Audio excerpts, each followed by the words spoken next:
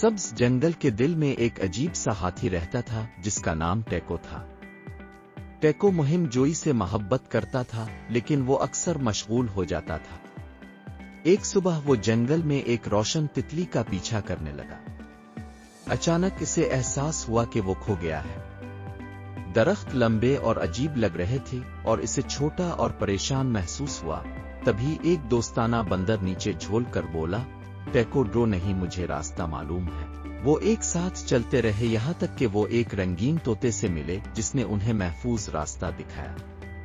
سورج غروب ہو رہا تھا اور ٹیکو کو تھکاوٹ محسوس ہو رہی تھی، لیکن اسے اپنی ماں کے الفاظ یاد آئے، ہمت کا مطلب ہے کوشش کرنا، چاہے تم ڈرتے ہو۔ اپنے دوستوں کی مدد سے ٹیکو کو آخر کار وہ دریا مل گیا جو گھر واپس لے گیا۔ اس کے گھر والوں نے خوشی کے پھولوں سے اس کا استقبال کیا، مسکرایا، یہ جان کر کہ مہم جوئی حیرت انگیز ہوتی ہے جب اب میں ہمت ہوتی ہے اور اب کے دوست